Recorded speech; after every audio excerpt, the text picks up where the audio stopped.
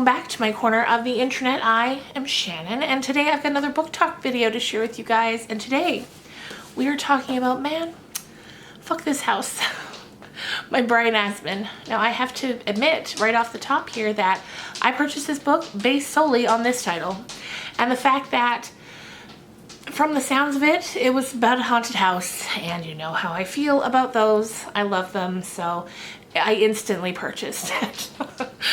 Because you gotta admit, that title, it intrigues you. And so props right off the bat for that. I just thought it was great. So, first of all, it's very short. I guess it's a novella, technically. It's just comes in just under 200 pages. It was a very quick read. I started this yesterday evening, and I finished it this morning in about 2 sittings. And I had a lot of fun with this. It's weird. It's funny, as the title would imply. I went in thinking that it was probably going to have some comedy elements, and it kind of did. It's definitely a bit of satire there. And so basically this just takes every trope from haunted house stories that you've ever heard or read or watched in a movie.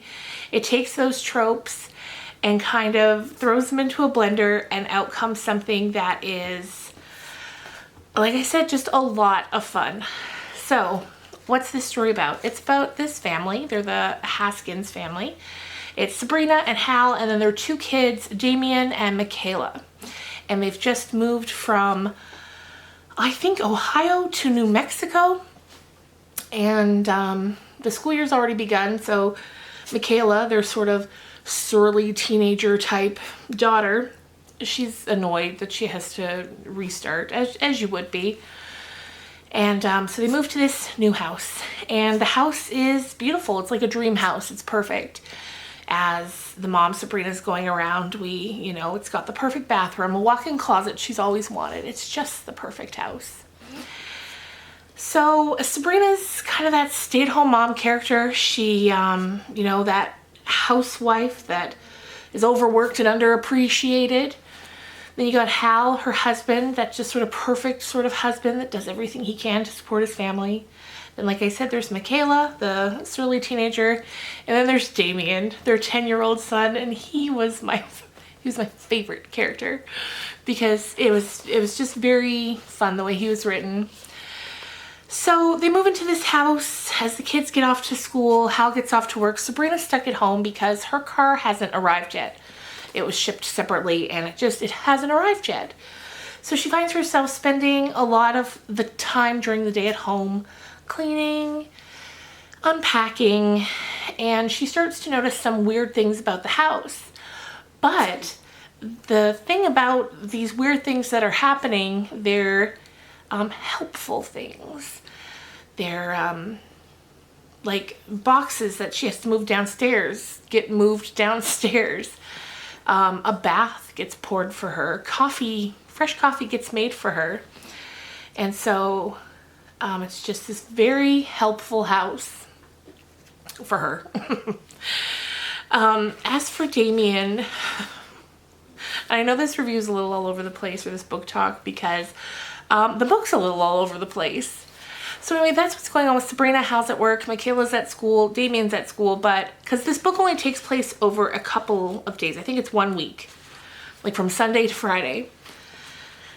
And so as we get to know Damien, we know that something, I won't give any spoilers away, we know that something happened when Sabrina was pregnant with him to give her weird feelings about him. And throughout his short life, she's just always been a little creeped out by him.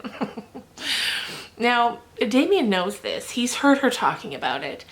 And even though he's only 10, he's a very precocious 10-year-old. He's intelligent beyond his years. He's always found socializing with peers very difficult. And so he knows that he creeps her out, and he really leans into that. So we've got that, scary kid trope that's in a lot of horror stories, but this kid knows it. And he is doing everything in his power to make sure his mom continues to think he's a creepy little weirdo. Even though he isn't. And he says that only his sister really knows the real him, because for his mom, he is constantly putting on an act of being the creepiest kid he can imagine. And so just between that and the house, Sabrina begins to quickly lose her grip on her own sanity and reality. And eventually Damien sees that perhaps things are going too far. And, you know, he loves his mother. He just likes to torment her. Anyway, he's just a really fun, really weird little character. And I will say towards the end of the book, like the last 20 or so pages, it goes completely off the rails, this house and what's going on. And it gets a bit silly. I saw someone describe it as like Goosebumps for adults. Which the tone that it takes in the last 20 pages is a fairly accurate description, I would think. Which I loved Goosebumps. I don't think that's a negative thing, but it's a good comparison, I think. And yeah, it was just a really fun ride. The title gets said in the book once, and I think that's the only swear word in there. Which I thought that made me laugh as well. So yeah, I would definitely recommend this if you enjoy, you know, a bit of satire, a bit of a silly story. It still gives you the creeps. There were definitely some parts where I was like, ooh, it got me. And one thing that I thought was kind of neat too is when you get to the end of the book, there's the acknowledgments and the about the author section. But after that, so after when you think it's all said and done, there's an epilogue weeks later. And I just wanted to mention that because if you're like me, sometimes I get to the about the author and then I just close the book. But I didn't for this, and I was glad because the epilogue is there. And I thought that tied it together really nicely and just kind of gave it a nice ending. Which it tells you, the epilogue kind of tells you what you kind of already thought, but it just solidifies it for you. And I liked the last part before the epilogue, like the last chapter. It's not really a chapter, but the last segment before the epilogue. I liked that because it threw another wrench in things, and I just thought it was fun. I enjoyed it. I would definitely read more from this author, Brian Asman. And again, great title. I love the cover. I love inside. There's like little haunted houses sort of separating the sections. Really cute. I love little details like that. Really adds a special touch to a book. And yeah, would recommend. I give this 4 stars on Goodreads because I really did enjoy it. So there you go, you guys. Those are my thoughts on Man, Fuck This House. And if you've read it, let me know down below what you thought.